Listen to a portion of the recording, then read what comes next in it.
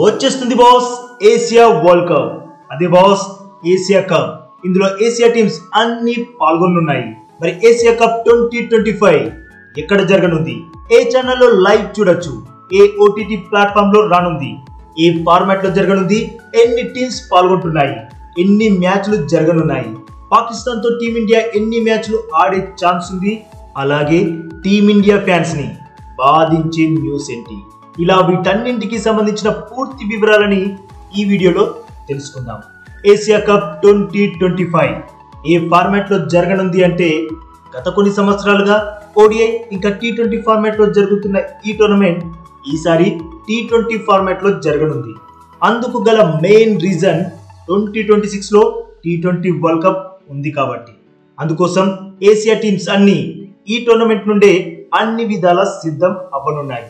అయితే Asia cup ని అత్యధిక సార్లు టీమిండియానే గెలిచింది. మొత్తంగా 2 సార్లు 4 సార్లు కాదు బాస్, ఏకంగా 8 సార్లు గెలిచింది. ఇక ఈసారి ఏసియా కప్ లో 8 టీమ్స్ తలబడనున్నాయి.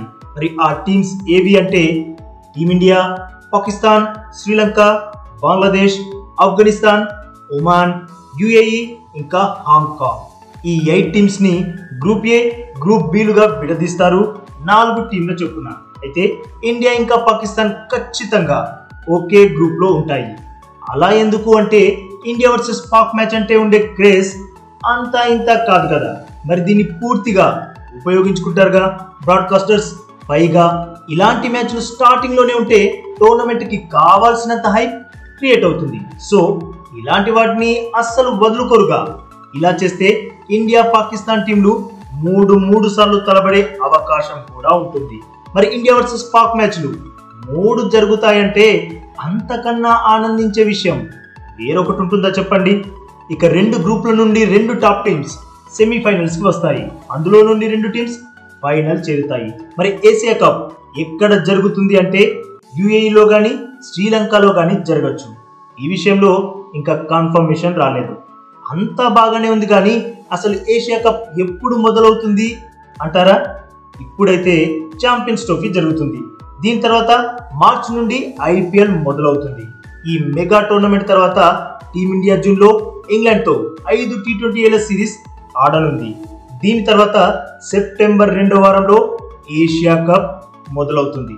మరి ఈ టోర్నమెంట్ ని ఎక్కడ చూడొచ్చు అంటే, సోనీ స్పోర్ట్స్ ఛానల్లో, అలాగే సోనీ లివ్ యాప్ లో లైవ్ స్ట్రీమింగ్ ఉండనుంది.